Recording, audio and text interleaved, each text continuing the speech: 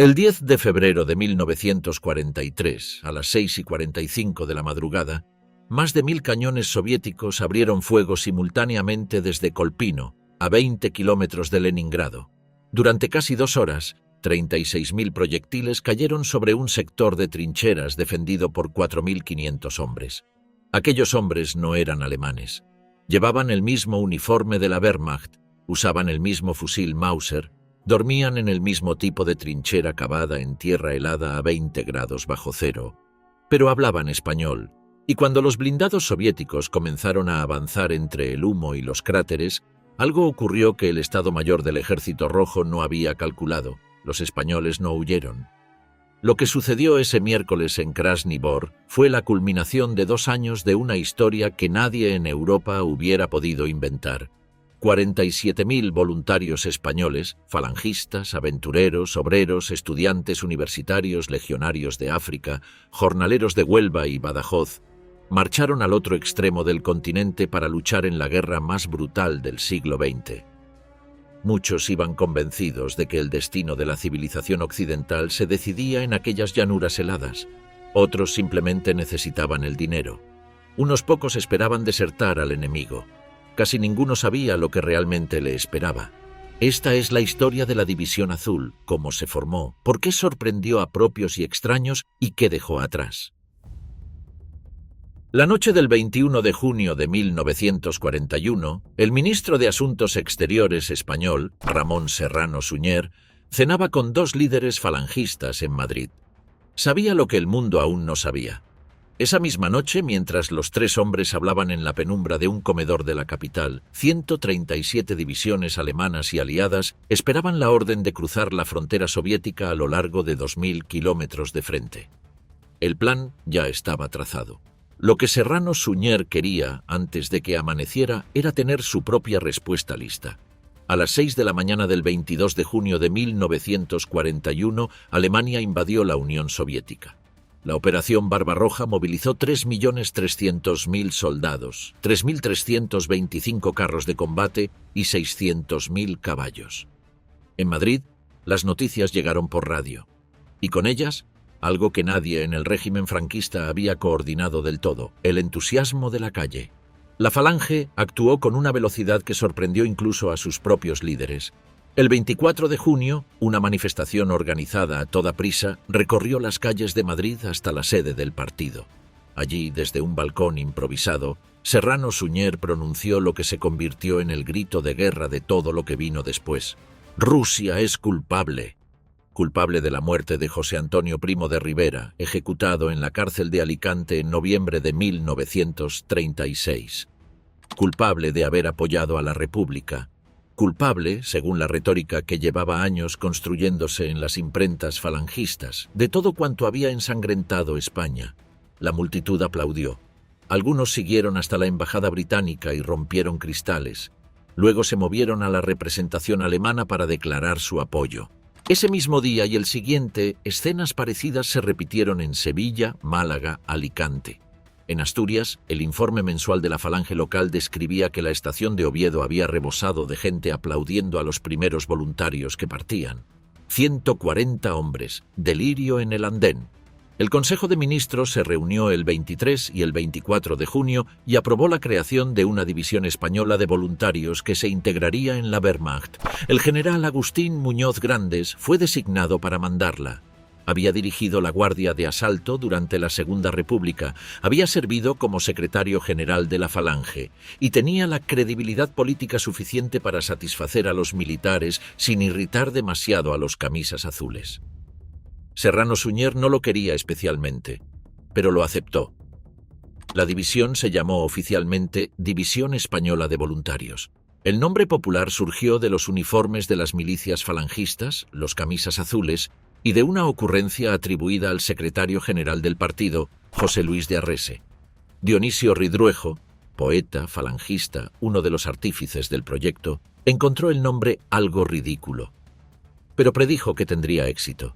Tenía razón en lo segundo. El proceso de reclutamiento comenzó el 25 de junio. Las instrucciones llegaron esa noche a todos los jefes provinciales de la Falange. Los voluntarios debían tener entre 20 y 28 años. pasar revisión médica, preferiblemente con experiencia militar. 75% debían ser excombatientes de la guerra civil o exprisioneros del bando republicano. El plazo para los militares era de 48 horas. Los falangistas civiles tenían hasta el 2 de julio. Lo que ocurrió en los días siguientes fue un fenómeno que el régimen había deseado pero que no controlaba del todo. En Madrid, la Falange reportó miles de personas fluyendo hacia las sedes de reclutamiento. En Murcia, más de 2.000 afiliados o simpatizantes se presentaron en las oficinas. En Albacete, 984 personas fueron a inscribirse. 329 de ellas, incluidos 5 dirigentes locales, partieron hacia Rusia semanas después.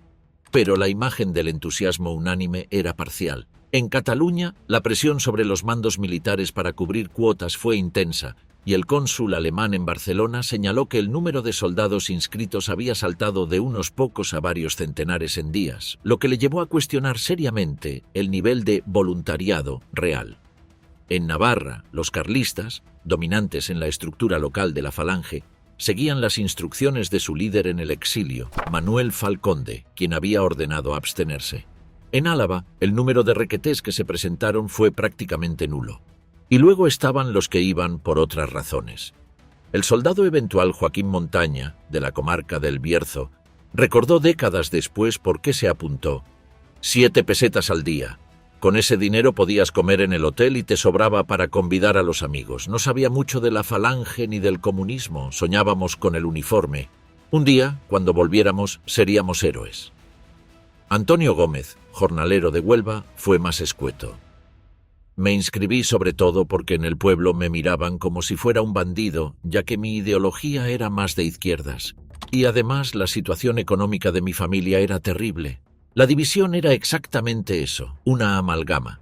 Falangistas de convicción, oficiales que buscaban ascensos, universitarios del SEU que nunca habían disparado un arma, legionarios de Ceuta y Melilla que eran prácticamente mercenarios, obreros analfabetos de Badajoz y Huelva que habían firmado sin entender del todo qué firmaban, y más de uno con antecedentes políticos de izquierdas que esperaba cruzar al enemigo en cuanto tuviera oportunidad.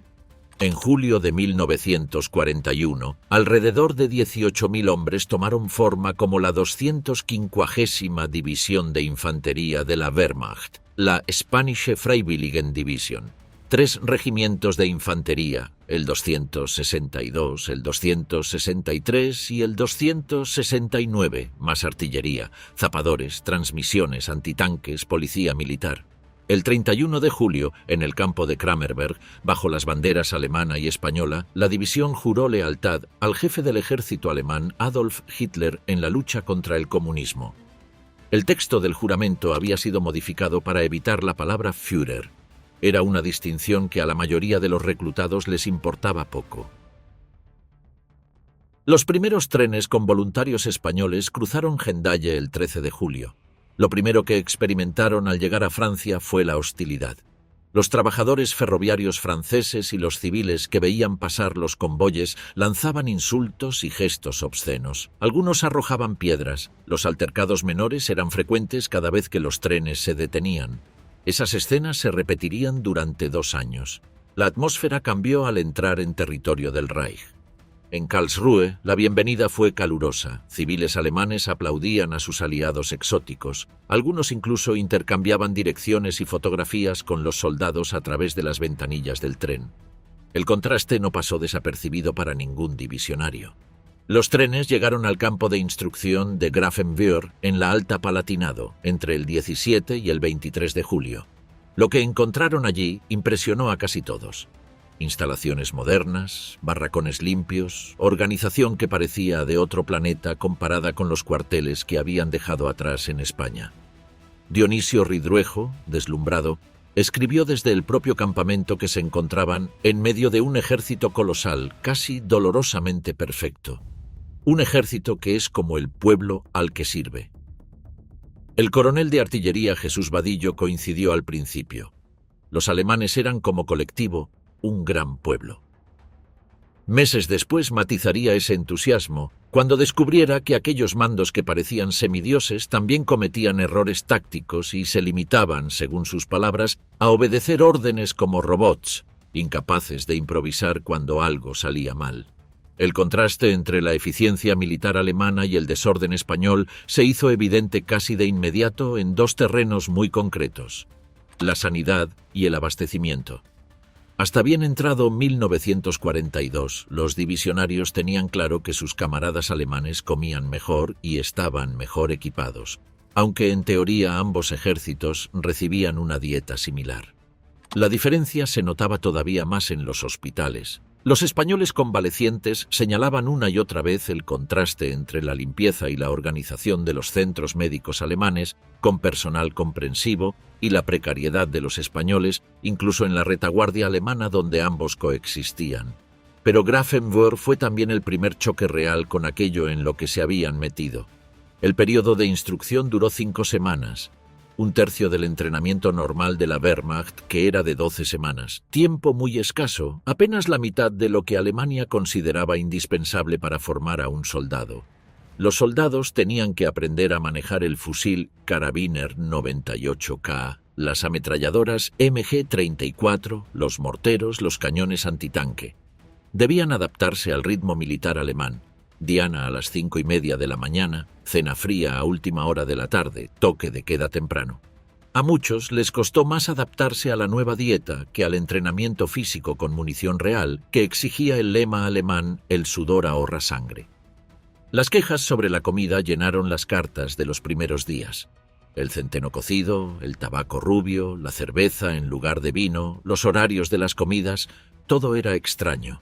Dionisio Ridruejo, el poeta falangista que había contribuido a diseñar el proyecto, se quejó de las comidas extravagantes aunque no siempre completas.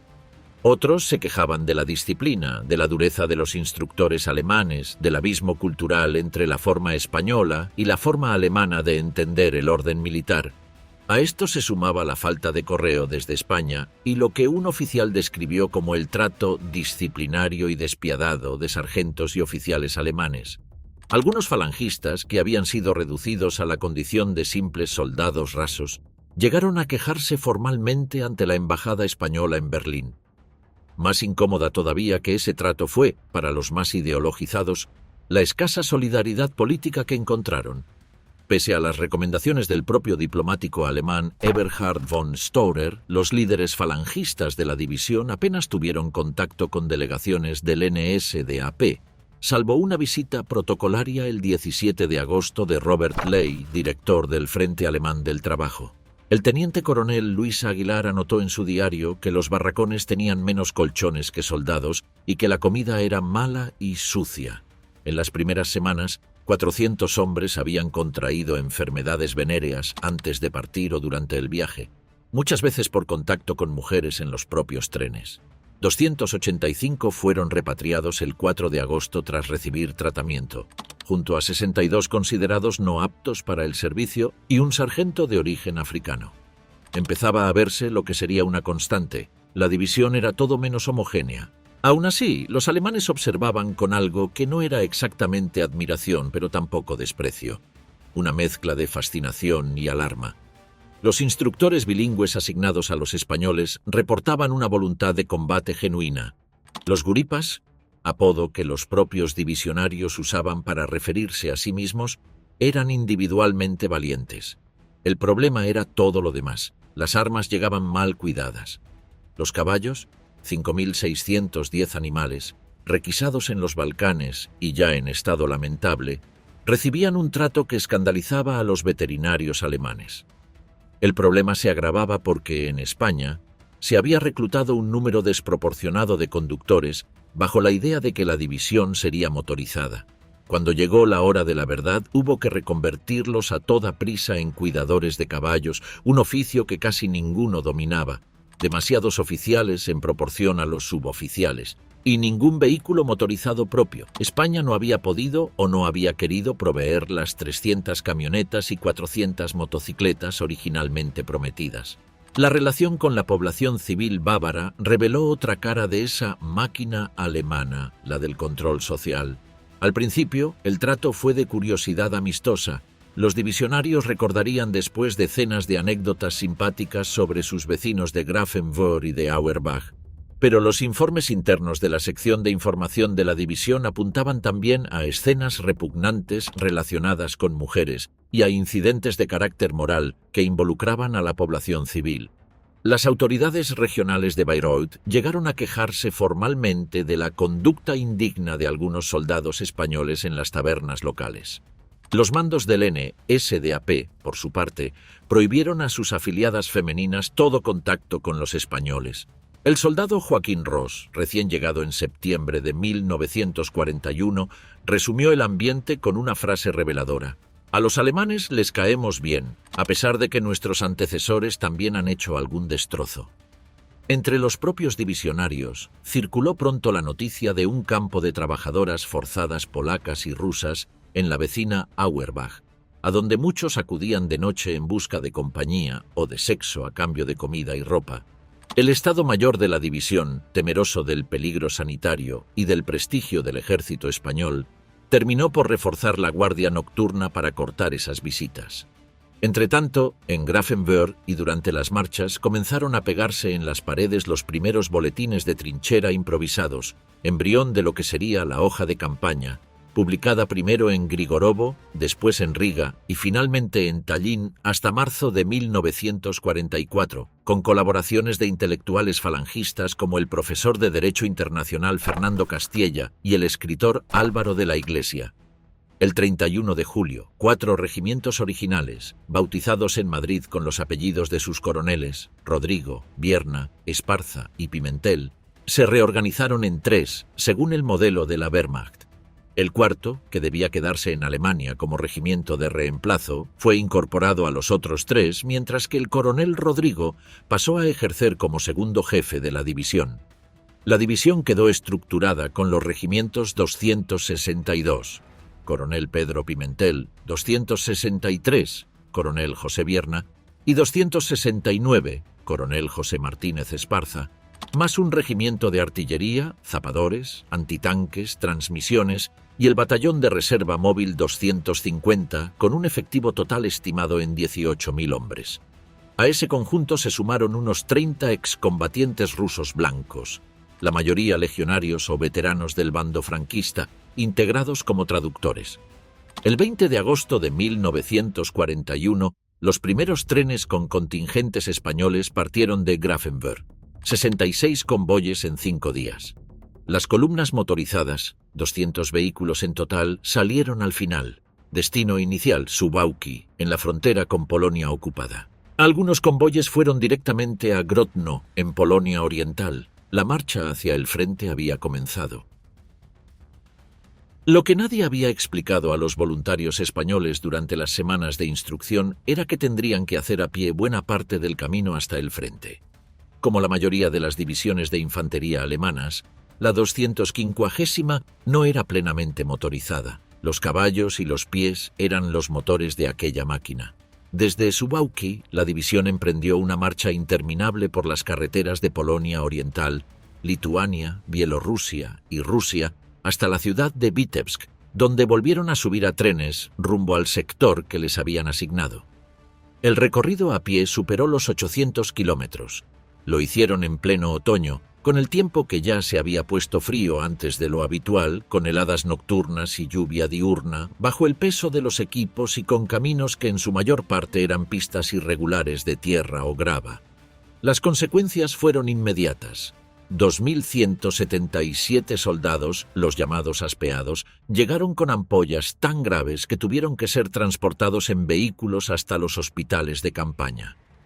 El cirujano militar López Romero registró en sus memorias el estado en que llegaban, con ropa desgarrada, el pelo largo, sin afeitar y llenos de piojos.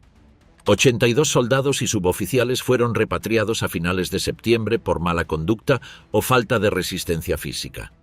La disciplina de marcha fue caótica. Los guripas ignoraban sistemáticamente las normas de la Wehrmacht sobre uniformidad y orden en columna. Se desabrochaban las guerreras. Llevaban las armas de cualquier manera. Subían a los vehículos de transporte de material en cuanto podían, sobrecargándolos aún más. Algunos cañones antitanques llegaron con nombres pintados: Lola, Carmencita. En un vehículo de remolque colgaba un pollo vivo. Los alemanes que los veían pasar quedaban boquiabiertos. El capitán Hermann Sch, de una unidad alemana apostada en el área, describió la escena en una carta a su familia. Los españoles marchaban por ambos lados de la autopista al mismo tiempo, bloqueando el tráfico. Los conductores de la organización Todt que circulaban por la calzada se quedaban sin palabras ante el espectáculo que confirmaba todos sus prejuicios sobre los pícaros del sur. El propio mariscal von Bock, comandante del grupo de ejércitos centro al que inicialmente iba destinada la división, mostró reticencias evidentes ante la perspectiva de tener a los españoles bajo su mando. Pero la moral no decaía del todo. El periodista falangista Jesús Martínez Tessier anotó en su diario el 8 de septiembre de 1941, al ver los pueblos destruidos y los tanques soviéticos calcinados a los lados de la carretera: en la autopista, de vez en cuando, encuentras tumbas de soldados alemanes. Y 9 días después, al acercarse más al frente, tanques destrozados, algún avión rojo estrellado y tumbas alemanas. Los oficiales seguían convencidos de que la guerra sería corta. Todos esperaban una victoria alemana rápida. La marcha mejoró en la segunda semana de septiembre. La división aumentó su ritmo hasta casi 30 kilómetros diarios. Pero cuando Muñoz Grandes y el oficial de enlace alemán visitaron el cuartel general del Grupo de Ejércitos Centro para cerrar los detalles de su incorporación al frente, lo que vieron escandalizó a los anfitriones. El panorama era el mismo: unidades avanzando por ambos lados de la autopista, ropa irregular, escenas poco marciales, así las calificó el informe, y los caballos en un estado que pedía explicaciones. Entonces llegó la noticia. El 25 de septiembre, el OKH notificó a la división que sus órdenes habían cambiado. El ejército del norte necesitaba refuerzos. En lugar del frente central hacia Moscú, los españoles serían asignados al sector norte. Allí se libraba otro tipo de guerra, el asedio de Leningrado. Los guripas tomaron la noticia con resignación y, según registró el soldado Luis Aguilar, con humor. Dicen que el general del cuerpo de ejército al que íbamos asignados no nos quiere, porque en nuestras marchas damos impresión de fuerza inútil. Quizás es porque vamos desabrochados con el sombrero a un lado y porque algunos de nuestros cañones antitanques tienen nombre: Lola, Carmencita, etc., y algún pollo colgando del remolque. Las columnas giraron. De vuelta a Vitebsk, tren a Pskov. El 1 de octubre de 1941, Muñoz Grandes y el oficial de enlace Günter Kolatz llegaron al cuartel general del Grupo de Ejércitos Norte. 2 días después estaban en el cuartel general del 16º Ejército, al que la división quedaba adscrita. Los problemas logísticos continuaban. Los caballos estaban destrozados. Las tropas estaban sucias y hartas de no haber entrado en combate. El cuartel maestre del Estado Mayor de Enlace observó que las deficiencias organizativas de la división se habían agravado durante la marcha. El 10 de octubre de 1941, el diario de operaciones del Grupo de Ejércitos Norte consignó una nota poco halagüeña. Dudoso que la división española fuera capaz de atacar, su aspecto era inusual para ojos alemanes. El estado de los caballos y los vehículos era cuestionable. Al día siguiente, la 250ª fue asignada provisionalmente al grupo de ejércitos del general Franz von Roques, responsable de la zona de retaguardia del Grupo de Ejércitos Norte. Los españoles no reemplazarían a la 126ª división alemana como estaba previsto. Se desplegaron más al sur, entre Novgorod y el río Volkhov, al norte del lago Ilmen, para relevar a la 18ª División de Infantería Alemana en sus posiciones defensivas. El cuartel general de la 250 Wehrmacht Division quedó establecido en Grigorovo, en las afueras de la destruida y casi desierta ciudad de Novgorod. La nieve ya caía, las temperaturas habían comenzado a desplomarse, empezaba el invierno ruso. El río Volkhov tiene en ese sector una anchura media de 200 metros. Sus orillas, en octubre de 1941, estaban cubiertas de barro que se iba endureciendo por las noches hasta quedar como cemento. En la orilla occidental, la División Azul comenzó a ocupar sus posiciones entre el 7 y el 17 de octubre. El sector abarcaba 40 kilómetros, desde Novgorod al sur hasta Udarnik, después llamado Borisovo, al norte. Enfrente, en la orilla oriental, las divisiones soviéticas 267 y 305 de infantería observaban. El tercio sur del sector quedó a cargo de 2 batallones del regimiento 262.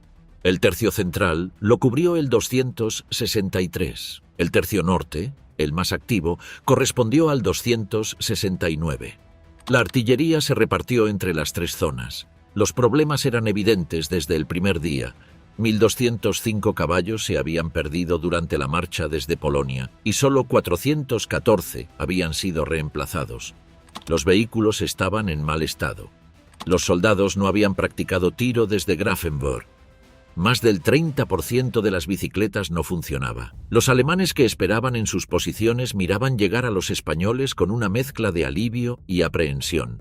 El informe del oficial de enlace del primer cuerpo de ejército fue directo. Los oficiales carecían de autoridad, los suboficiales de formación técnica, los soldados tendían a la indisciplina, las armas no estaban debidamente mantenidas, el trato a los caballos era especialmente rudo, patadas, etc., y las motocicletas estaban sistemáticamente sobrecargadas.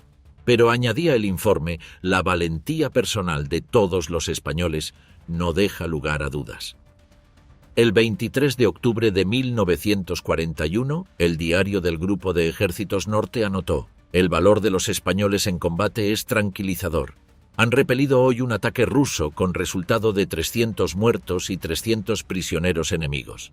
De hecho, para noviembre de 1941, los españoles ya habían capturado al menos 800 prisioneros soviéticos y una cantidad considerable de material de guerra, infligiendo bajas serias al enemigo.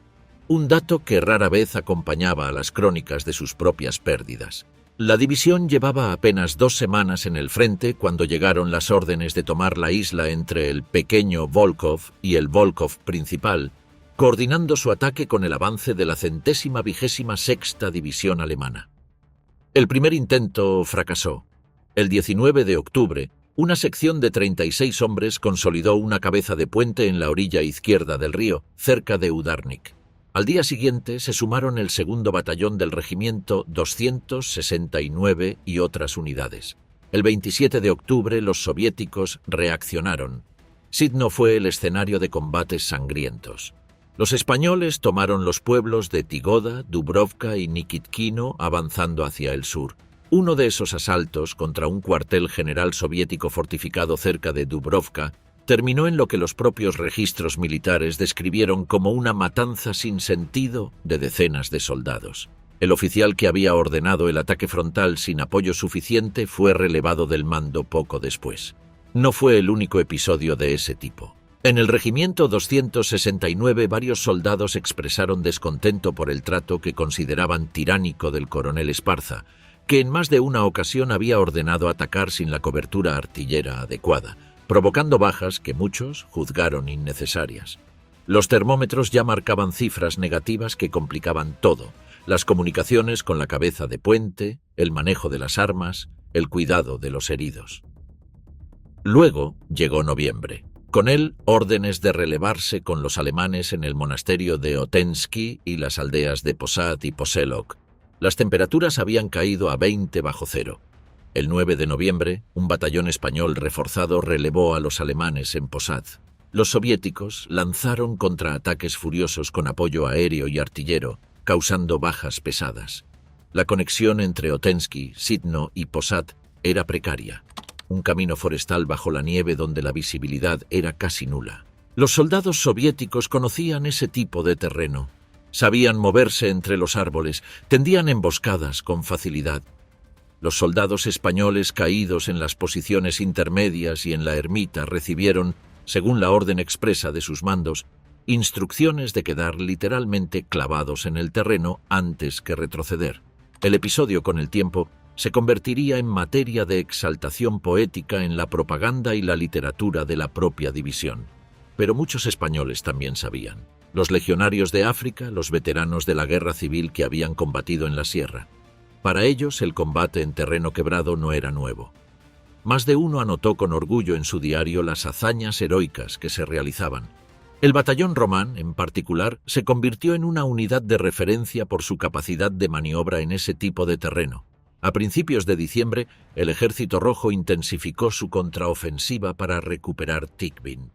Muñoz Grandes informó al 38º Cuerpo de Ejército que en Posad solo quedaban 38 hombres capaces de combatir. Los alemanes temían que las posiciones cayeran. En la noche del 7 de diciembre, sin esperar órdenes alemanas, los españoles abandonaron Posad ante el riesgo de verse cercados por tropas siberianas refrescadas. Al día siguiente evacuaron Sitno, Dubrovka y otras posiciones de la orilla este. Dejaron atrás cañones ligeros, equipamiento, armas. No habían minado correctamente las posiciones abandonadas ni destruido la artillería que no podían transportar. Los alemanes lo anotaron. El 9 de diciembre, los últimos españoles cruzaron el Volkhov hacia la orilla occidental. El 7 de diciembre, además, Tikvin volvía a manos soviéticas, lo que permitió que Leningrado recibiera de nuevo abastecimiento por el lago Ladoga. El frente en ese tramo del Volkhov y el Ilmen quedaría estabilizado hasta la gran ofensiva soviética de enero de 1944, mientras que más al sur el grupo de ejércitos centro también había fracasado en su intento de tomar Moscú. Pravda publicó reportes sobre el desangramiento de la División Azul fascista. En términos tácticos, la retirada era un hecho. En términos humanos, las cifras varían de forma notable según la fuente. Un informe médico del 18 de enero de 1942 listaba 793 muertos, 1.883 heridos, 899 congelados y 1.365 enfermos, el 27,4% del total de la división, mientras que los cómputos, a menudo poco fiables, del Grupo de Ejércitos Norte habían hablado a finales de 1941 de apenas 500 caídos españoles. Un informe posterior, un mes después, elevó la cifra a 1.032 muertos, 800 heridos graves, 1.400 heridos leves, 160 desaparecidos y 300 congelados hasta la muerte. Para el 25 de julio de 1942, el cómputo acumulado alcanzaba 1.247 muertos, incluidos 61 oficiales, 3.263 heridos, 123 de ellos oficiales, y 127 desaparecidos, entre ellos 3 oficiales. Para poner esas cifras en perspectiva, la 126ª División alemana, desplegada en el mismo sector, sufrió 3.405 bajas entre octubre y diciembre de ese mismo año, un nivel de desgaste comparable al español. Más de la cuarta parte de los efectivos de la División Azul, en menos de 3 meses, según cualquiera de esos recuentos. Pero el frente se había estabilizado, y allí, en las posiciones de la orilla occidental del Volkhov, los españoles se quedarían muchos meses más. Lo que nadie supo entonces es que los informes soviéticos, basados en interrogatorios de prisioneros y diarios de guerra capturados, describían a la División Azul como un cuerpo de voluntarios altamente motivado, lleno de fascistas fanáticos. El Ejército Rojo respetaba a sus adversarios lo suficiente como para describirlos con cuidado, y en el invierno más duro del siglo, con 40 grados bajo cero en las llanuras al sur del lago Ladoga, había algo que los informes de la inteligencia soviética no habían calibrado del todo: la capacidad de aguante de aquellos hombres bajo circunstancias que ningún manual de instrucción había descrito. El termómetro más bajo que cualquier divisionario registró en su diario durante las semanas de Navidad de 1941 marcó 53 grados bajo cero. Lo anotó Alberto Coscolla, uno de los participantes en una misión de socorro al lago Ilmen el 10 de enero de 1942. Nunca en el transcurso de esta guerra, escribió, marcharían y lucharían los hombres bajo un frío semejante. El frío del Volkhov era cualitativamente diferente a lo que cualquier europeo del sur había experimentado. No era el frío de las montañas españolas en diciembre.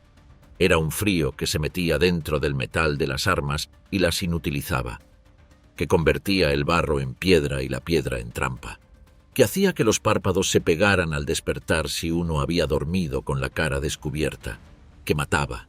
Las congelaciones se multiplicaron. Los pies, los dedos de las manos, las orejas, la nariz.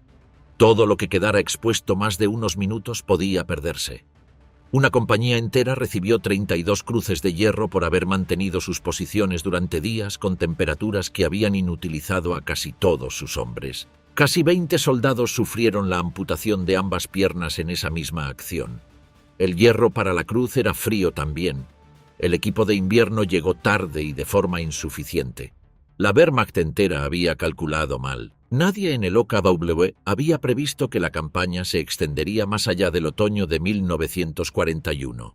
Los soldados españoles recibieron algunos elementos de abrigo adicionales, pero las botas, ese problema crónico, siguieron siendo inadecuadas para aquellas temperaturas durante semanas.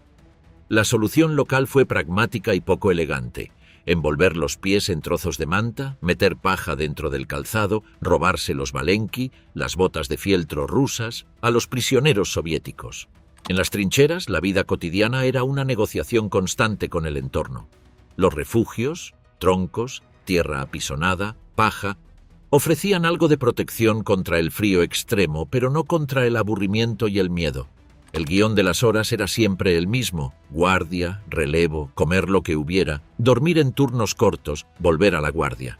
El diario del suboficial Benjamín Arenales, un castellano de Burgos, falangista de viejo cuño, que había dejado su puesto de abogado militar en Cuenca para alistarse, registra esa monotonía con un detalle que da vértigo. Escribo con guantes. La pluma se congela si la suelto más de 30 segundos.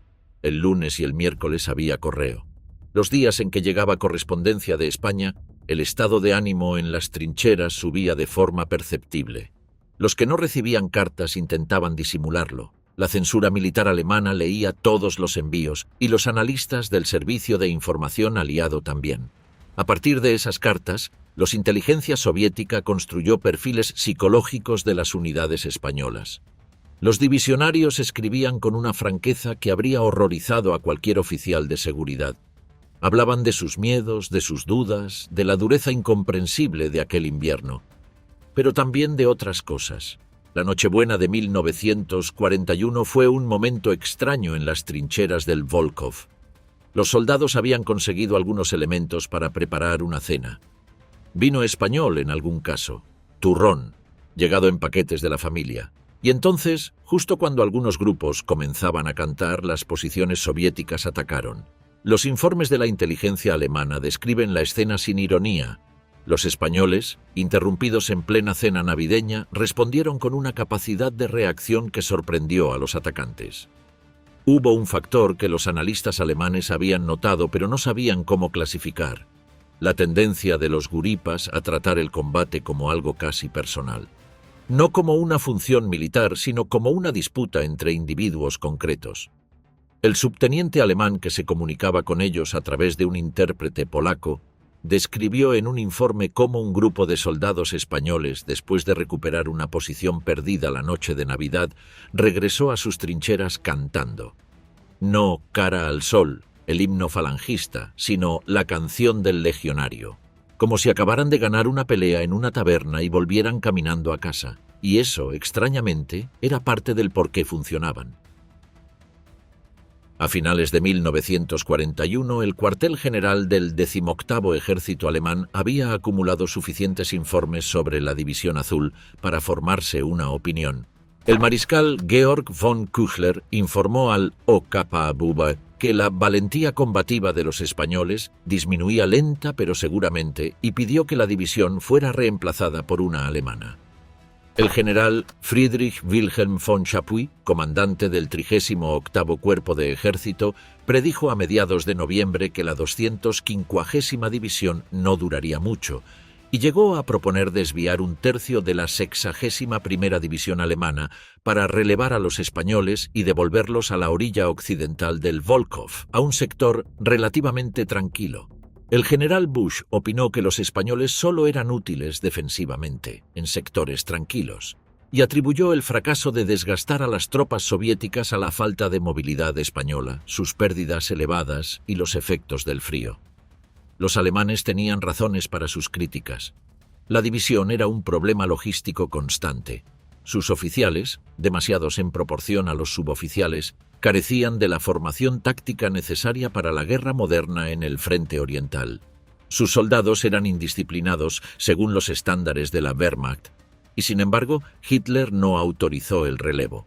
Las razones eran diplomáticas: sustituir a los españoles con tropas alemanas y concentrar a los ibéricos como una suerte de enclave español en torno a Nóvgorod implicaba, según el Grupo de Ejércitos Norte, cuestiones de política exterior que no dependían enteramente del ejército.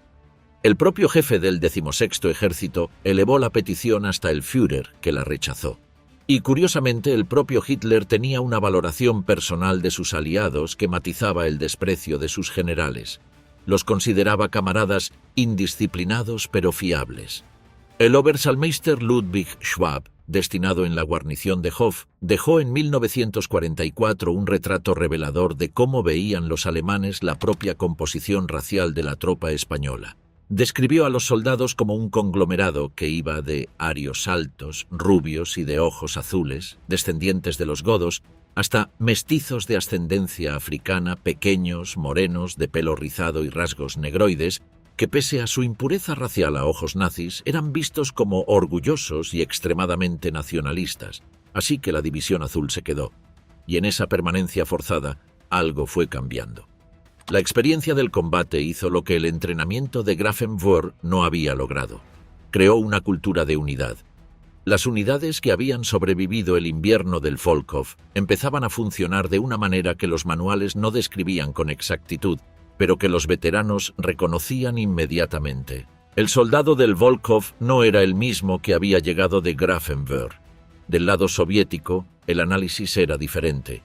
Los informes del NKVD, basados en interrogatorios de prisioneros españoles y documentos capturados, describían a la división como una unidad altamente motivada, compuesta principalmente de anticomunistas fanáticos. Esto no era exactamente cierto. La división era mucho más heterogénea que eso. Pero el error era comprensible. Los españoles que caían prisioneros tendían a ser los más combativos, los que habían aguantado más tiempo en posiciones imposibles. Los que se rendían con mayor facilidad generalmente no llegaban a ser capturados, huían hacia la retaguardia, eran evacuados por heridas o simplemente desaparecían. El número real de desertores que cruzaron al Ejército Rojo fue bajo. Para toda la campaña, las estimaciones hablan de entre 80 y 100 hombres.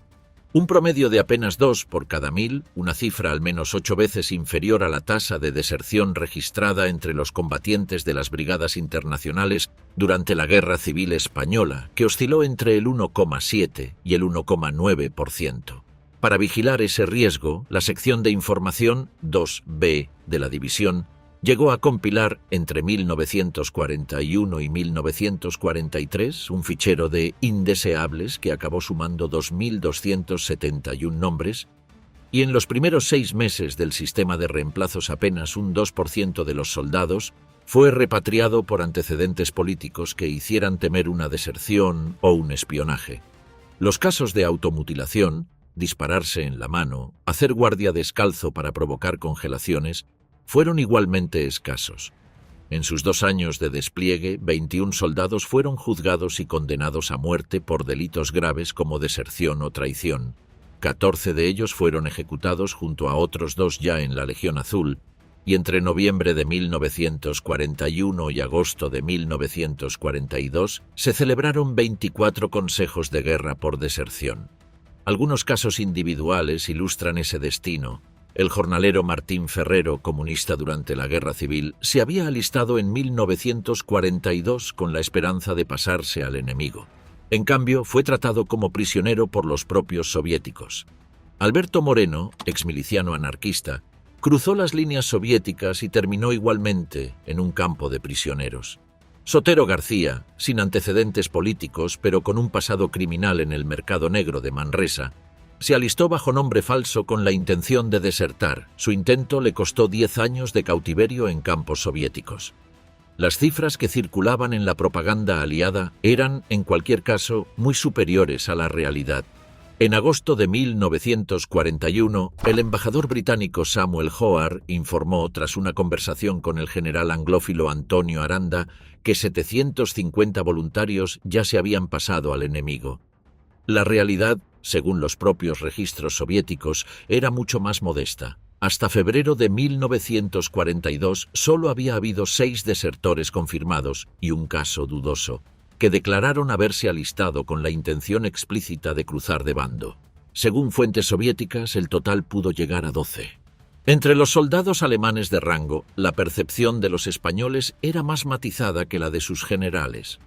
Los Lancer, así se llamaban entre sí los soldados rasos alemanes, valoraban en sus aliados lo que sus mandos criticaban: la valentía individual, el desparpajo, la disposición al combate cuerpo a cuerpo.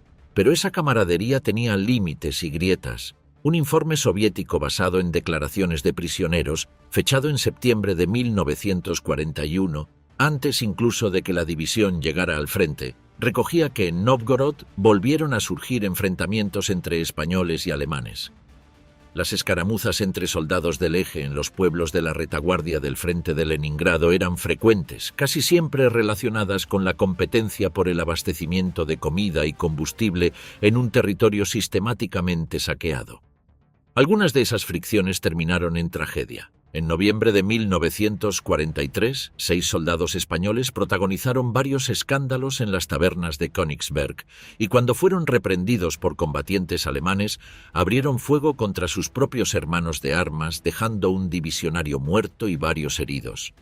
En enero de 1943, un grupo de soldados españoles desató una oleada de violencia contra soldados alemanes para vengar el maltrato infligido por un Lancer a una mujer rusa. El motivo de disputa más habitual entre ibéricos y alemanes, de hecho, no era otro que la competencia por las mujeres bálticas, rusas o alemanas de la retaguardia. Las cruces de hierro no se repartían automáticamente. Entre el 11 de noviembre de 1941 y el 31 de marzo de 1942, los españoles recibieron 159 cruces de hierro de segunda clase, frente a 161 otorgadas a los soldados alemanes del mismo 38º Cuerpo de Ejército. 325 españoles más recibieron la Cruz al Mérito de Guerra de segunda clase, frente a 210 alemanas. Algunos oficiales de la Wehrmacht explicaron ese tratamiento como una deferencia política hacia sus aliados. Otros, con más franqueza, reconocieron que las cifras eran proporcionales al combate, y en los barracones del frente, cuando los guripas y los Lancer coincidían en posiciones adyacentes, los malentendidos culturales eran una fuente inagotable de anécdotas. Los alemanes encontraban a los españoles demasiado ruidosos, demasiado sucios, demasiados en todo. Los españoles encontraban a los alemanes demasiado fríos, demasiado rígidos, demasiado prusianos. Pero cuando llegaba el combate, las diferencias se desdibujaban. Un informe alemán de abril de 1942 circuló el rumor absurdo de que soldados españoles habían aparecido en Varsovia, una ciudad que jamás habían visitado, sin casi ningún equipo ni armas, porque habían vendido todo. Era una leyenda. Pero reflejaba la imagen que los Lancer tenían de sus aliados, impredecibles, incapaces de seguir el manual, y aún así, de alguna manera siempre presentes donde debían estar cuando importaba. En agosto de 1942, la División Azul fue transferida al frente de Leningrado. Dejaba el Volkhov, los pantanos, los bosques, los 40 grados bajo cero, para ocupar posiciones en los arrabales meridionales de la ciudad sitiada. El sector nuevo era diferente, más urbanizado, con mayor densidad de tropas en ambos lados, con la ciudad misma visible desde algunas posiciones avanzadas. Leningrado llevaba casi un año sitiada. La ciudad había resistido gracias a una ruta de abastecimiento que cruzaba el lago Ladoga, primero en barcazas durante el otoño, luego por el hielo durante el invierno, la llamada Carretera de la Vida. Pero las condiciones para sus habitantes eran de extrema dureza. En los meses más intensos del bloqueo, más de 5.000 personas morían diariamente de hambre, frío y agotamiento. Los cálculos más conservadores sitúan en 800.000 las muertes civiles durante todo el asedio. Otras estimaciones llegan al 1.300.000. La ciudad que Leningrado era en enero de 1944, cuando la artillería rusa la liberó definitivamente, tenía 630.000 personas, menos de la mitad que antes de la guerra. En ese contexto, la División Azul cubría un sector de 34 kilómetros al sur del perímetro. Sus posiciones en la carretera Leningrado-Moscú eran estratégicamente importantes. Quien controlara esa línea controlaba el flujo de suministros y refuerzos hacia el frente sur del sitio. Los soviéticos lo sabían, por eso eligieron ese sector para su gran ofensiva de febrero de 1943. La vida en las trincheras del sector de Leningrado tenía sus propias peculiaridades. El frente de posiciones, más estático que el del Volkhov, generaba un tipo de guerra diferente. Escaramuzas nocturnas, golpes de mano, duelos de francotiradores, intercambio constante de fuego de artillería. Los guripas habían aprendido en el año anterior a adaptarse. Sabían ya cómo comportarse con los civiles rusos de los pueblos del área, una relación compleja de la que hablaremos, cómo negociar con los alemanes, cómo sobrevivir al invierno. El general Emilio Esteban Infantes había tomado el mando de la división en diciembre de 1942, relevando a Muñoz Grandes, que fue reclamado en Madrid con honores. Esteban Infantes era un hombre diferente, más metódico, menos carismático, más preocupado por los aspectos operativos del combate y menos por los simbólicos. El tipo de general que prefería hablar de munición y ángulos de tiro antes que de cruzadas. En la batalla que se avecinaba, esa actitud iba a ser útil. Desde noviembre de 1942, la inteligencia alemana había detectado movimientos de tropas soviéticas al sur del frente de Leningrado. Grandes concentraciones de infantería, artillería y blindados. El Ejército Rojo estaba preparando algo de envergadura. Lo que nadie en el sector alemán, ni los generales ni los oficiales de inteligencia, alcanzó a calcular del todo era la escala exacta de lo que se preparaba. El Estado Mayor soviético tenía nombre para esa operación, Operación Estrella Polar, y el punto focal de su brazo occidental era el sector defendido por los españoles. El 10 de febrero de 1943, a las 6:45 de la mañana, el cielo se cayó. Esa es la descripción que más se repite en los testimonios de los supervivientes. Más de 800 cañones de grueso calibre, otras fuentes elevan la cifra a 1000, abrieron fuego desde las posiciones soviéticas en Kolpino simultáneamente. Durante casi 2 horas, 36.000 proyectiles cayeron sobre las posiciones españolas. Los órganos de Stalin, así llamaban los soldados de la Wehrmacht a los lanzacohetes múltiples BM-13 Katyusha por el silbido que hacían al disparar, añadían su rugido al coro. El paisaje de trincheras y refugios que los guripas habían construido durante meses se convirtió en un campo de cráteres humeantes. La División Azul desplegaba en ese sector un regimiento reforzado y 3 batallones de infantería. El Batallón de Reserva Móvil 250, apodado La Tía Bernarda. El primer y segundo batallones del Regimiento 262, el Batallón de Morteros y el de Zapadores. Entre todas las fuentes, los números oscilan entre 4.200 y 5.600 soldados. Frente a ellos, el 55º Ejército Soviético del general Vladimir Sviridov contaba con 4 divisiones completas, la 45ª y 63ª de Fusileros de la Guardia, la 43ª División de Fusileros y la 34ª Brigada de Esquiadores, más blindados del 33º Regimiento de Carros de Combate, con un total que las fuentes diversas sitúan entre 38.000 y 45.000 hombres. 10-1 o más. La primera línea de defensa española cedió a media mañana. Los carros soviéticos, rechazados en el primer intento, volvieron. Los blindados circulaban por las calles del pequeño pueblo de Krasny Bor mientras los defensores intentaban hacer frente desde posiciones improvisadas. Los soldados españoles supervivientes al bombardeo salían de los refugios, emplazaban las ametralladoras en los embudos de los cráteres, ponían en posición los cañones antitanque. Era una defensa numantina. La comparación la usaron ellos mismos. Uno de los episodios más recordados de esa jornada fue el del cabo zapador Antonio Ponte Anido. Los tanques soviéticos se acercaban al edificio que hacía las veces de hospital y polvorín al mismo tiempo. Ponte tomó una mina magnética y corrió hacia el blindado más cercano para adosarla al casco. La pintura del carro de combate estaba resbaladiza. La mina se desprendió. Ponte murió intentándolo. Recibiría la Cruz Laureada de San Fernando a título póstumo, la condecoración más alta del ejército español. Fue una de las 3 laudadas concedidas solo en ese día. En el sector conocido como La Cresta, 40 soldados resistían en un búnker mientras los blindados pasaban por sus flancos. Algunos defensores realizaron acciones que en los informes posteriores los mandos describieron con la palabra suicidas, sin que ese término tuviera en aquel contexto ninguna connotación negativa. Eran hombres que habían decidido que no se moverían. 9 horas de combate encarnizado por las calles y los alrededores de Krasni Bor. Hacia el final de la tarde, cuando los españoles estaban a punto de replegarse hacia los bosques que rodeaban el pueblo, apareció algo que nadie había pedido y que cambió el curso del día. Una escuadrilla de bombarderos Stuka de la Luftwaffe que lanzó sus cargas sobre las columnas soviéticas avanzadas.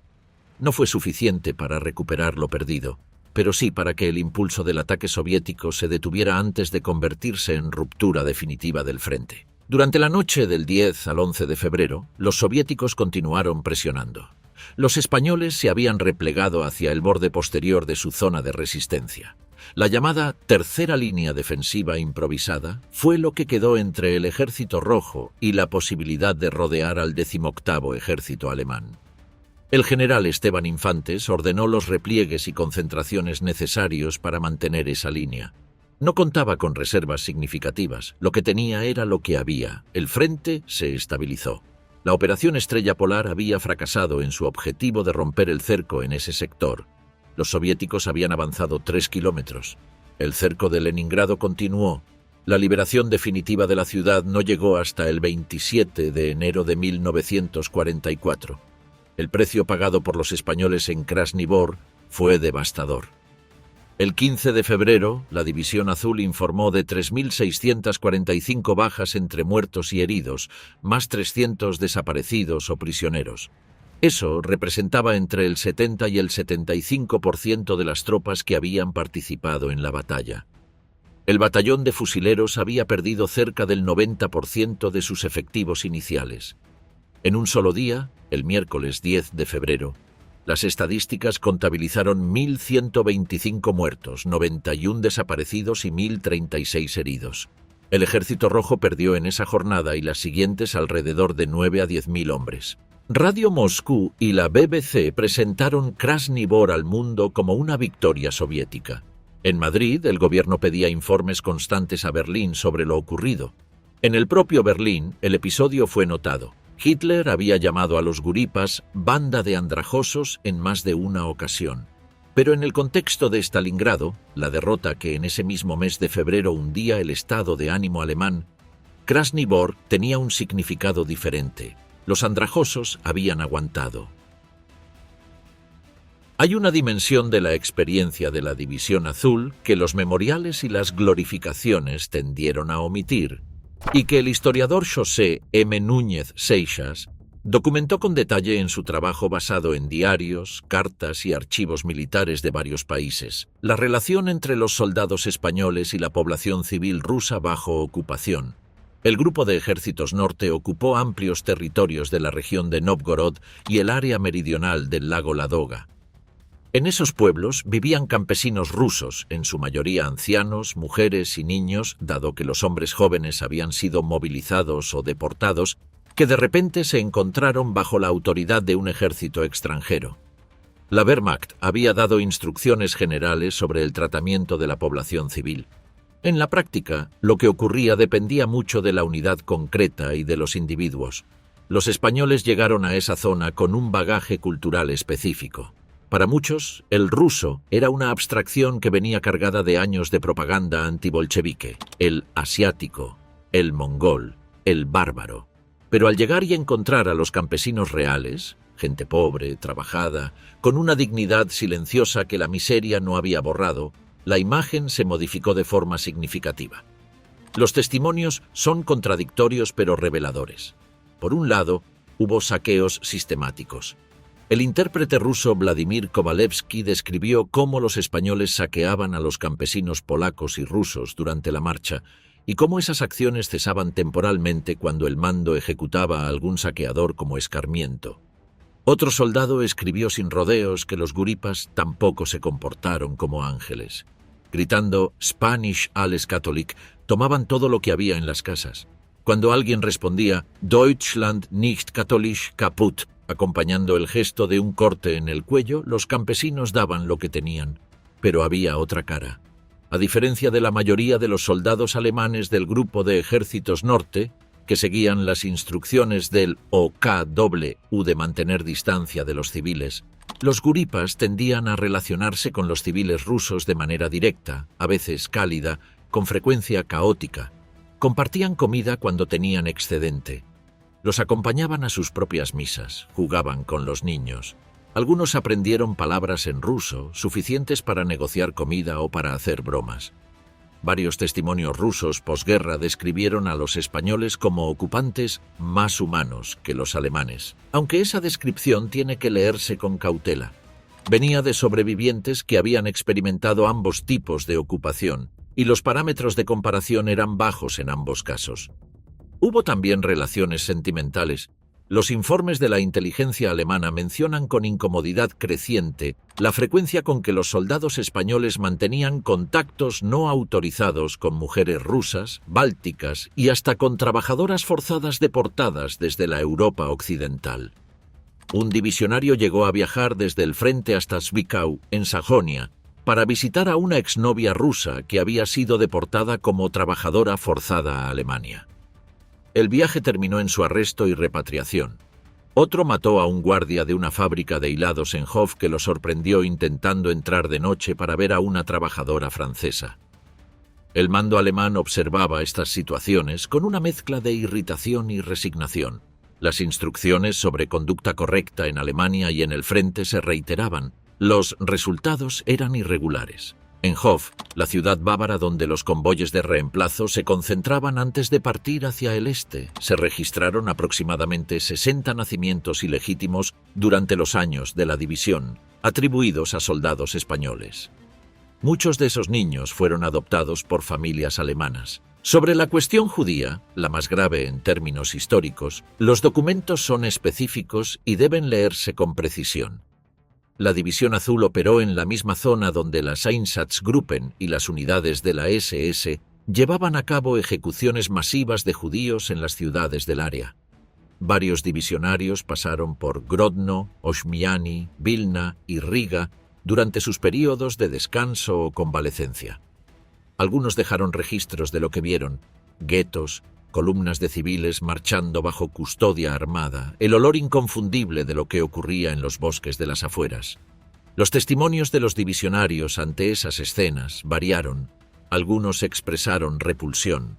Dionisio Ridruejo, que se convertiría en uno de los primeros críticos del franquismo dentro de la propia España, registró su horror ante lo que presenció y eventualmente lo convirtió en argumento contra el régimen al que había servido.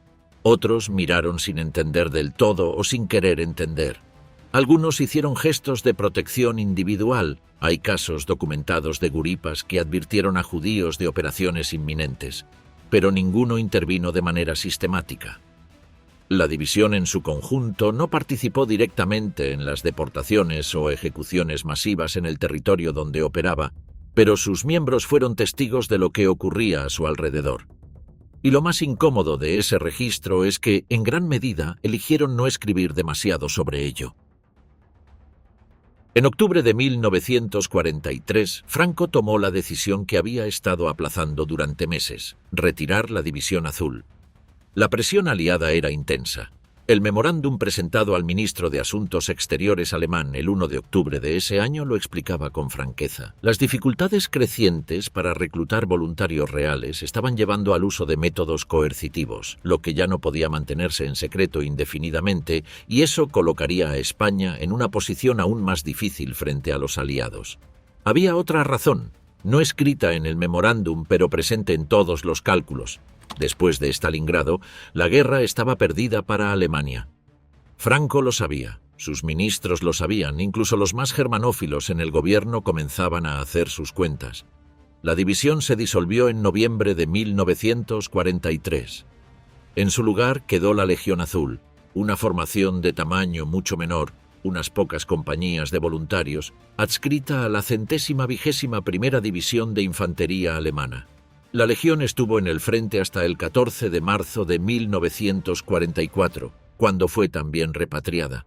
Pero incluso después de esa fecha, varios centenares de españoles se quedaron en Alemania por su propia voluntad, algunos incorporándose a unidades de la Waffen-SS, otros trabajando en servicios auxiliares. Algunos de ellos llegaron a luchar en los últimos combates en Berlín en abril y mayo de 1945. Eran ya un puñado. La ciudad ardía. Entre 1941 y 1945, cerca de 500 a 600 divisionarios cayeron prisioneros del Ejército Rojo. Permanecieron en campos soviéticos hasta 1954. En marzo de ese año, la Cruz Roja Internacional fletó el barco Semiramis para repatriar a 248 de ellos. Llegaron al puerto de Barcelona con el mismo tipo de recibimiento ambiguo que habría de definir la memoria de la División Azul durante décadas. Héroes para unos, incómoda evidencia para otros.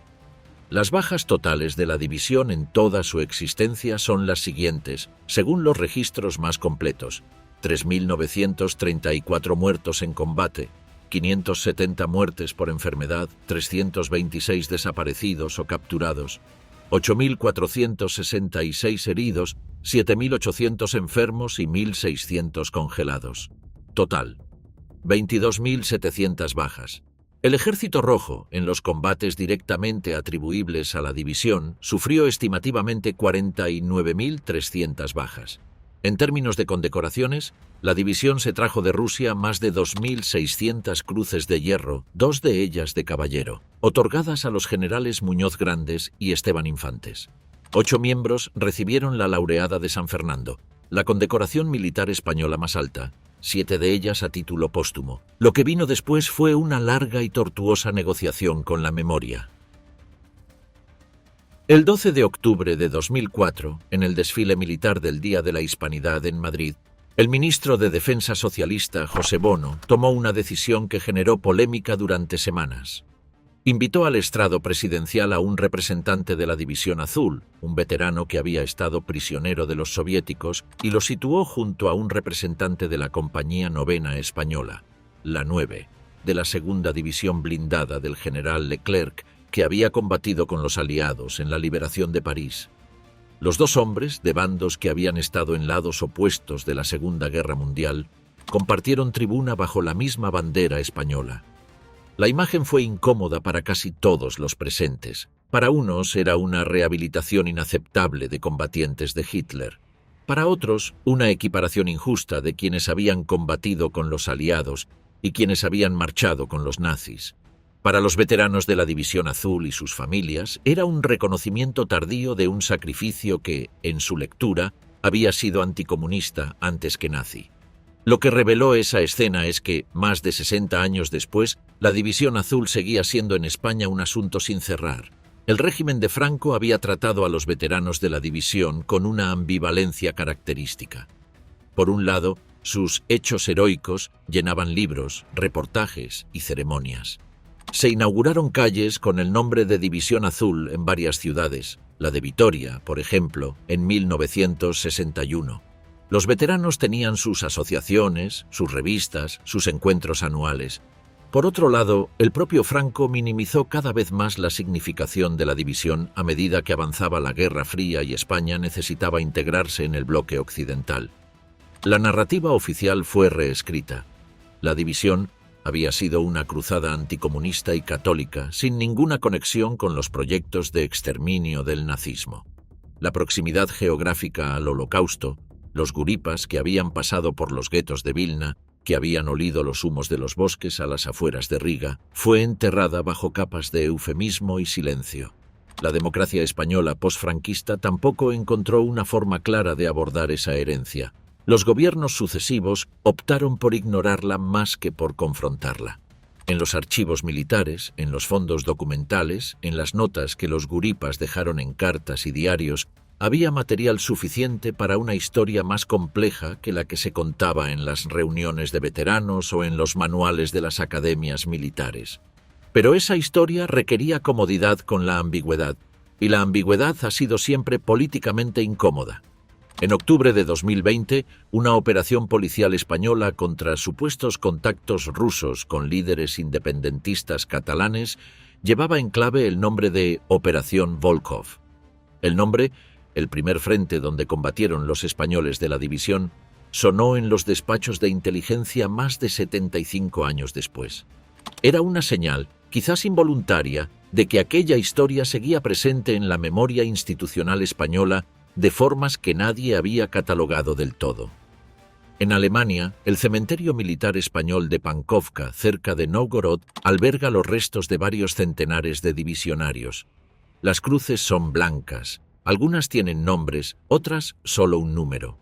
El frío del invierno ruso no distinguió, a la hora de actuar sobre los cuerpos, entre falangistas convencidos, jornaleros de Huelva que necesitaban las 7 pesetas diarias, universitarios del ESE, que buscaban una gesta generacional, o exrepublicanos que habían ido a buscar una vía de escape y la habían encontrado de la peor manera posible.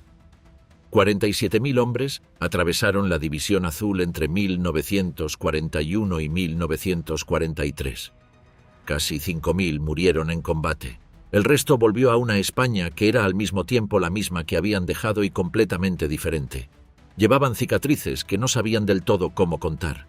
Una guerra que Europa prefería que no hubieran librado, y la memoria de un invierno que ninguno olvidó.